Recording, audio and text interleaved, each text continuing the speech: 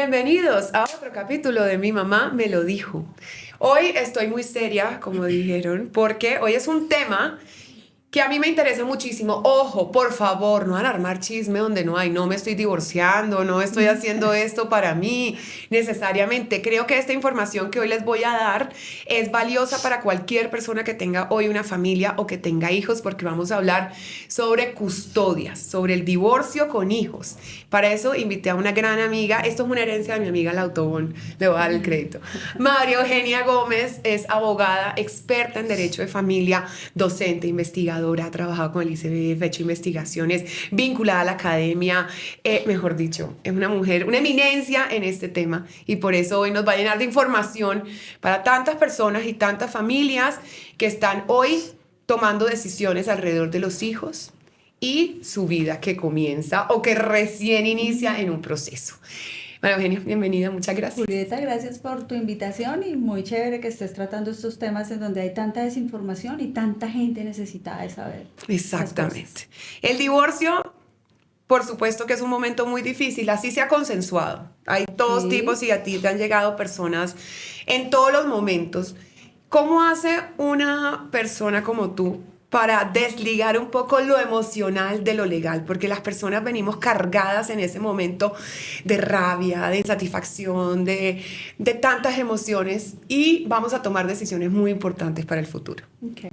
Yo creo que esto ha sido un proceso que he hecho a lo largo del tiempo de mi ejercicio profesional, porque no es fácil de verdad a veces de desvincularse emocionalmente.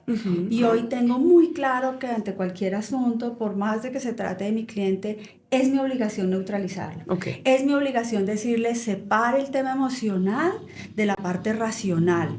Llore, grite, hable con su psicólogo, con sus papás, con sus amigas, descárguese, muestre todas sus emociones, pero este es un tema muy racional. Y es un tema muy racional de ponerle toda la cabeza, toda la atención, toda la objetividad, pensar en que esto debe ser un gana-gana, que los hijos son los que mejor tienen que salir, pues más beneficiados de esta situación, que no se trata de destruir a la otra persona, que no se trata de acabar a nadie, sino de poder seguir una vida en paz, con tranquilidad y con mucha armonía. Este no es un tema de plata, este es un tema de muchas emociones. Pero de plata y de tiempo. Es un tema un poco que balancea eso. Pero hablemos ahora entonces de las diferentes custodias que existen, porque uno oye tantas cosas, tanta desinformación. Es que yo tengo la custodia, es que estoy peleando la custodia, es que yo tengo derecho a la custodia. ¿Qué es realmente la custodia?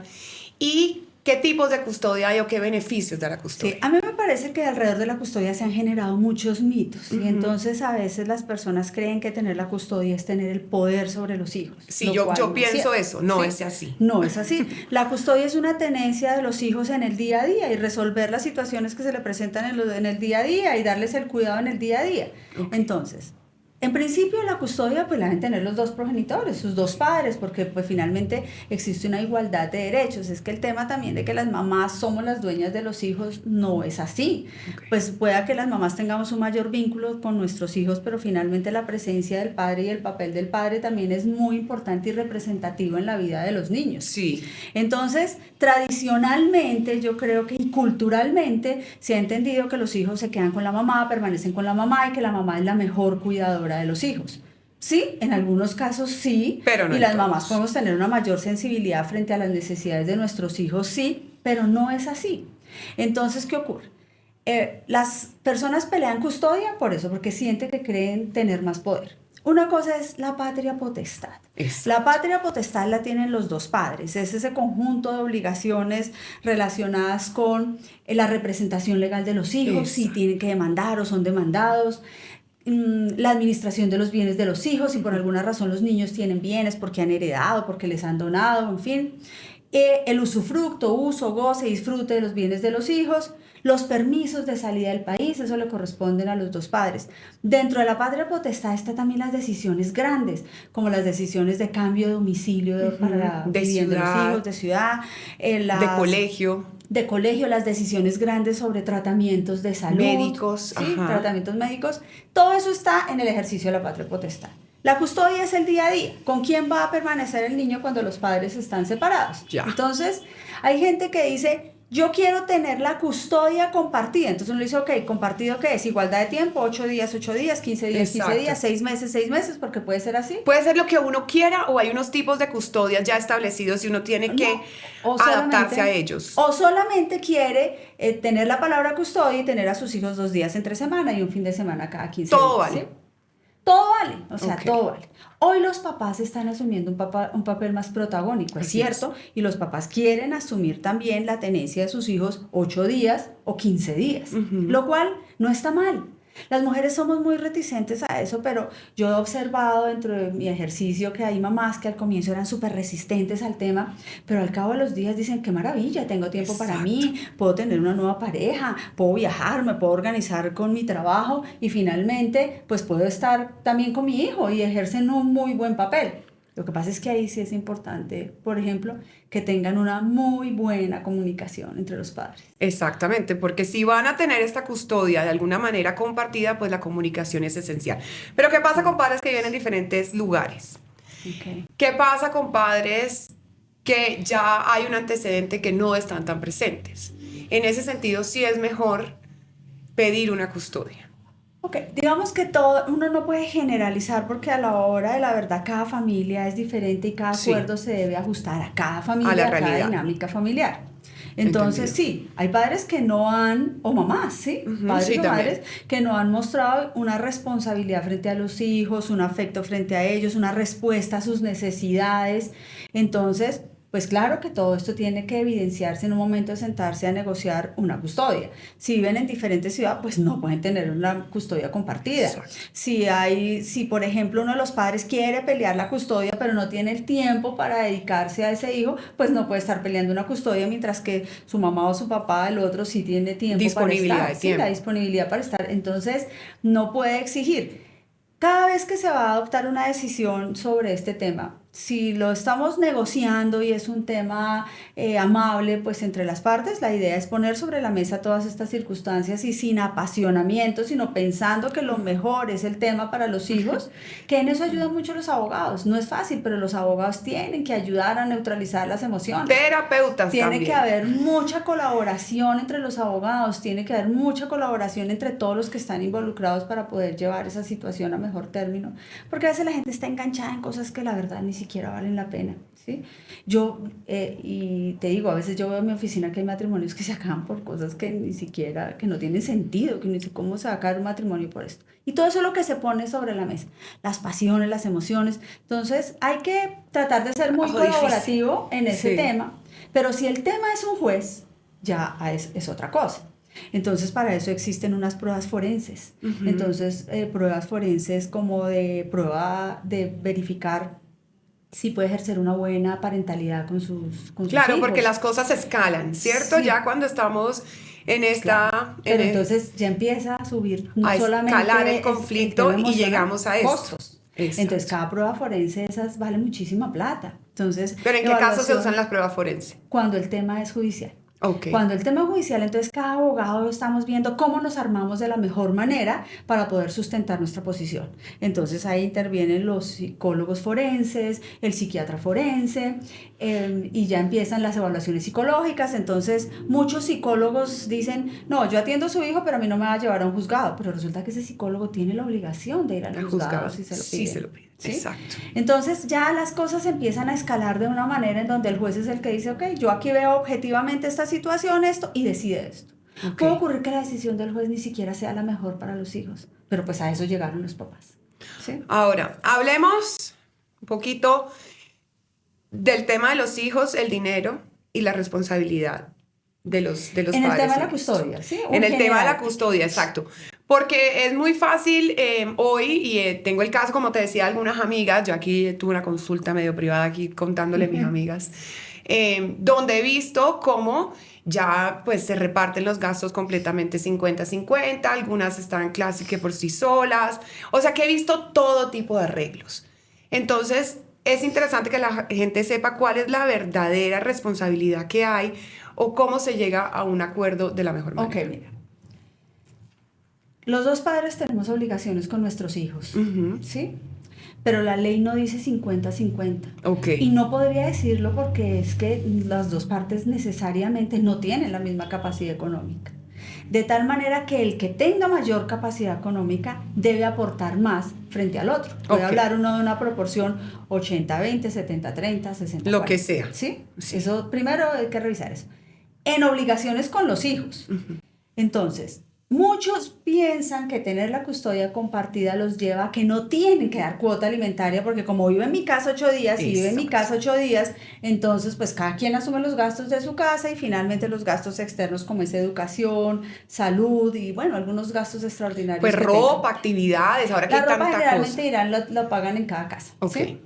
Pero alguna terapia especial o exacto, temas médicos. Entonces, uno sí puede buscar equilibrar cargas de acuerdo con la capacidad económica. Por ejemplo, el que gana más, pues bueno, no le va a aportar una cuota alimentaria, pero asume la totalidad de la educación, asume la totalidad de la salud y de los gastos extraordinarios que lleguen a surgir, ¿sí? Y digamos, se puede equilibrar un poquito si las dos partes no están en esa capacidad económica. Pero a nadie le quitan sus hijos por pobreza. Okay. Es decir, que yo no puedo argumentar que los hijos no pueden estar con la mamá o con el papá porque no tienen plata. Porque si no la tiene y yo sí la tengo, existe una obligación de aportar. Okay. Y la autoridad me va a imponer aportar si es que no logramos llegar a un acuerdo. Pero debo aportar. Okay. Para tener en cuenta la capacidad económica de una persona, le van a mirar sus ingresos. Sí. Le van a mirar su patrimonio. Sí. Le van a mirar su nivel de vida. Porque yo no puedo decir que yo no tengo ingresos, que yo no tengo patrimonio. Pero vive en qué apartamentazo y anda en un carrazo. Su nivel de vida, viaja. Ok, perfecto. Lo cierto es que para que yo pueda exigir mis derechos, tengo que cumplir con mis obligaciones. Y el que no paga alimentos hoy no se enfrenta solamente a una acción penal por inasistencia alimentaria, sino también a temas civiles, como por ejemplo embargo de bienes, que se pueden llevar hasta el remate de esos bienes, a tener medidas cautelares que muy difícilmente se las levantan después si no asegura por lo menos 2 años futuros de alimentos, eso dice la ley, a quedar inscrito en el REDAM, que es un mecanismo nuevo que inventó la ley, en donde los deudores morosos por alimentos están en una lista. Es como un data crédito, pero de papás y padres o madres pero quedan reportados en data crédito, quedan reportados en todas las pueden centrales, vender bienes, no pueden contratar con el Estado si están ahí, pero lo mejor de eso es que, por ejemplo, los padres no necesitarían permiso para salir del país, es decir, si yo tengo a mi hijo y el papá no paga alimentos y adelante el proceso y está en el REDAM, yo puedo salir del país sin que él tenga que darme el permiso. Eso está muy Entonces, eso ha sido súper útil y hoy es súper importante. Eso te iba a decir, ¿has visto efectividad en esa medida? Total, buenísimo, porque ya las personas, hay gente que dice, hice el mejor acuerdo de divorcio porque me dio un permiso definitivo de salir del país. No existen permisos definitivos de salir del país. Hay un mecanismo a través de una escritura pública que yo puedo dar un permiso permanente. Pero tiene una vigencia. Se sostiene mientras que tú no lo revoques, que la persona lo revoque. Entonces puede que por negociar el otro me dijo, sí, le doy el permiso, y al mes fui y dijo, no, lo revoco. ¿Sí? Y entonces y le dicen al abogado, pero ¿cómo si usted me convenció y me dijo que negociara así? No, por eso la información tiene que ser absolutamente clara. Pero mira, algo que me parece importante. No solo son los alimentos con los hijos. Existen las obligaciones alimentarias entre cónyuges. O sea que una mujer o un hombre, porque aplica para los dos, que no tengan con qué subsistir ni con qué aportarle a sus hijos, la ley también le fija alimentos a él como cónyuge o a ella como cónyuge, de la capacidad económica que tiene el otro. Y de hecho hoy hay muchas parejas que están divorciadas y que persiste la obligación alimentaria con relación a su excónyuge, por lo menos mientras subsistan las circunstancias que llevaron a que se fijara esa cuota alimentaria. Claro, eso tiene todo el sentido porque tantas mujeres que se dedican al hogar, que necesitan independizarse, no tienen los, pues, digamos, el dinero necesario, el trabajo, pero se ha dedicado al hogar, pues tiene una manera en que la ley le respalde también de esta manera, ¿o no? Y mira, y hay algo muy importante que me parece que hoy está tomando mucha fuerza y es un reconocimiento al tema de las labores domésticas. Eso se llama la economía de cuidado. Y ya la jurisprudencia en Colombia ha empezado a hablar de ese reconocimiento que tienen que tener las personas que se han quedado al cuidado de los hijos. Y eso no aplica solo para mujeres que se han quedado al cuidado de los hijos. Si hay algún familiar que está dedicado al cuidado de alguna persona, de una persona con discapacidad, también le aplica. También debería tener un reconocimiento. Entonces, en ese camino vamos. Ok. Y debe existir una manera de compensar ese tiempo que esa persona se dedicó al cuidado de sus hijos, no ejerció su profesión, salió del mercado, quedó por lo menos, desaprovechó unos años Sí, un productivos, desequilibrio ¿verdad? profesional. Entonces, eso se tiene que ver reflejado también en los acuerdos a los que se llega en un divorcio. Se pueden, digamos, renegociar estos acuerdos de negocio porque se me ocurre esto. Listo, yo me divorcio muy joven, con mis hijos muy pequeños, llegamos a este acuerdo, esas eran las condiciones en ese momento, porque en esa era la realidad. Sí. Las realidades cambian, para bien o para mal. Eh, es, o sea, ¿es viable después? O ya Sí, una vez mira. tengas ese arreglo es muy difícil sentar al otro en la mesa y decir ahora que No, mira, reajustemos. digamos que de ese acuerdo de divorcio lo único definitivo es el divorcio. O sea, quedan divorciados, eso no se revive. Hay parejas que vuelven, se vuelven a casar. Y pasa. ¿Sí? ¿Sabes? Sí, pasa. Me alegro, Y se vuelven a porque casar, eso es... sí. Pero con el tema económico, custodia, visitas y alimentos, eso sí se puede revisar en cualquier momento mientras haya circunstancias que lleven a que lo cambie. Lo que pasa es que es un proceso judicial, si no llegan a acuerdos, es un desgaste económico, es un desgaste emocional. Entonces la idea sí es hacer acuerdos sostenibles en el tiempo. Por eso es que ahí es donde uno tiene que ponerle toda la cabeza y decir, yo le voy a sacar los ojos a este tipo, pero a los 2 meses ese señor inició un proceso de revisión del acuerdo, Y no se entonces no hizo fue nada. sostenible. Entonces hay que ver uno cómo trata de hacer acuerdos que sean sostenibles para que la gente tenga pues paz, salud mental, los niños no estén involucrados en procesos, porque la ley obliga a que a los niños que respecto de quienes estén tomando decisiones deben ser escuchados. Es decir, que los llevan a los juzgados. Es decir, que los entrevista un defensor de familia, un juez, y pues uno no quiere que sus hijos estén en un estrado judicial. Entonces hay que evitarles eso. ¿Cómo? Tratando de llegar a acuerdos. Dentro de estos conflictos siempre aparece la figura de la comisaría de familia. Siempre es Sí. como una figura que aparece, yo fui a la comisaría, en la comisaría hice esto, en la comisaría. ¿Qué función tiene realmente la comisaría de familia? Y ya en temas legales de acuerdos, pues, ¿qué tanto impacto tiene lo que uno ahí hizo, denunció o dejó por escrito? Mira, las comisarías de familia son unas autoridades que están creadas para atender a la comunidad, ¿sí? En temas de familia. Digamos que son la primera instancia que todos tenemos. La gente siempre piensa en lo que tiene más a la mano comisaría de familia.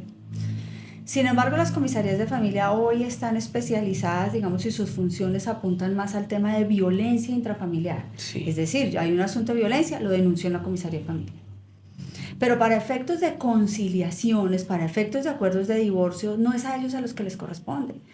Además, entre otras razones, porque las comisarías de familia están llevadas de trabajo. Ellos están desbordados. A las comisarías de familia, yo siento que el Estado las ha abandonado, no tienen la infraestructura, no tienen los recursos, no tienen el personal. Entonces ellos no pueden ofrecer el servicio como debería ser para un tema tan sensible como es familia. Entonces ellos no tienen tiempo. Entonces ellos se sientan y de alguna manera esto es así, no es así, tal, y ya, y adiós. Entonces es decir, no porque no quieran hacerlo bien, es que no pueden, la capacidad no les permite, mientras que eso ellos lo pueden hacer por fuera, de una manera más amigable y con más tiempo. Porque eso sí, una vez se toma una decisión en comisaría de familia, esa decisión queda en un acta y esa acta tiene efectos de sentencia. Es decir, que después modificar eso me implica que si no llegamos a un acuerdo, me toca ir ante un juez. Entonces, no siempre la mejor opción es comisaría de familia. ¿Sí? No siempre la mejor opción es comisaría de familia para ese tipo de para acuerdos, otras cosas, sí. Para violencia intrafamiliar es a ellos a los que les corresponde, no es a otra autoridad. Perfecto. En tu ejercicio ahora profesional, ¿qué es lo que más ves? O sea, ¿cómo podrías describir la familia hoy que decide hacer un divorcio con hijos? ¿A qué acuerdos llevan? ¿Cuáles son los más comunes? ¿Dónde está ese terreno donde tú dices, esto es lo que yo hoy veo con más frecuencia en parejas? Mira, todo el mundo cuando se va a divorciar lo primero que dice es quién se va a quedar con la casa y quién se va a quedar con el carro y la deuda. El divorcio no es eso. Ese pedacito patrimonial es otra cosa que la liquidación de la sociedad conyugal. El divorcio es, yo le digo a la gente, su divorcio es esto, ¿cómo va a quedar usted y sus hijos después de divorciados? No en el patrimonio, sino en las obligaciones que les corresponden. Entonces, primero hay que centrarlo así. Puede ocurrir que a la mano puede haber uno negociando los dos acuerdos, el patrimonial más todo el de las obligaciones personales, pero a veces no se puede. Entonces, el más importante, el de divorcio. Entonces, frente a ese acuerdo, a veces, primero neutralizar emociones, ¿sí? y decirles que lo mejor es un acuerdo. Los juzgados están muy demorados. Hay procesos que están citando para primera audiencia a los juzgados en un tema de casi 8 meses, 9 meses. Sí, es un tiempo y a muy partir largo. de ahí otro año más. Entonces, lleguen a acuerdos porque un juez además les va a decir no necesariamente lo mejor ni lo que ustedes quieren. Entonces, el tema de custodia es un tema muy sensible, muy sensible. El tema de las obligaciones económicas alimentarias, porque es que alimentos es todo, vivienda, salud, recreación. Exacto, que diga alimento no quiere decir que es solo comida, no, es todo. Comida, es todo, es todo lo que se necesita para la subsistencia. Entonces, y empezar a aterrizarlos con la realidad económica de cada persona, y de eso se encargan los abogados. O sea, los abogados tienen que ser también... Por eso es que un abogado tributarista, de derecho agrario, no puede pretender ejercer con la misma solvencia que una persona que está en el tema. ¿Por qué razón? Porque aquí hay que ponerle un componente emocional muy especial, ¿sí? Y no es, venga, me copio el acuerdo de divorcio de mi prima que se divorció, cojo el acuerdo de divorcio que está en el modelo por internet o el que me dice la inteligencia artificial. No, porque cada familia es distinta. Cada sentimiento de cada una de las personas en cada familia es diferente. Los intereses de cada uno son diferentes. Las costumbres con sus hijos son diferentes. Entonces el acuerdo tiene que estar ajustado a la medida de esa familia. Y lo cierto es que lo que buscan ustedes es que cualquiera que se hace realidad, la que la familia quiera, tenga esa cobertura de ley. Es decir, que la ley los ampare y que estén bajo una regulación y sobre nacional. todo revisar cuál es la parte más débil ahí, ¿sí? Entonces los niños, porque pues ellos no pueden por sí mismos hacerse valer ni imponer lo que ellos necesitan. Y por otro lado también donde hay un desequilibrio entre los mismos adultos, o ya sea un desequilibrio económico, o ya sea que hay un desequilibrio emocional, o ya sea que hay un desequilibrio profesional. Entonces hay que revisar todas esas circunstancias para no decir, bueno, ¿cómo equilibramos esto para que todos queden de la mejor manera posible? Perder a veces también es ganar. En este, ¿sí? Sobre Entonces todo. uno dice, ¿sabe qué? Ceden esto, porque va a ganar esto y lo otro. No sienta que pierde. Esto le va a permitir ganar de esta manera y pues lograr persuadir con las mejores herramientas. Pues gracias, Maravena, porque me quedó clarísimo, por ejemplo, la diferencia entre la patria potestad de un menor y la custodia, y que realmente se pueden llegar a acuerdos de cualquier tipo que le funcione a cada familia, las implicaciones que tiene la cuota alimentaria, tanto civil como penal. Y creo que, oigan, esta información nos sirve a todos, tanto quienes tenemos un matrimonio feliz, pero es muy importante saber también siempre nuestros derechos y dónde estamos, a quienes están atravesando un divorcio en este momento. Y por favor, siempre, siempre piensen en sus hijos antes que nada, se los dice una niña de padres divorciados. Sí, así que mil gracias por acompañarme y por darnos este poquitico de información tan valiosa. No, con todo el cariño. Gracias. Mi mamá me lo dijo, amigos. Nos vemos en la próxima. Chao.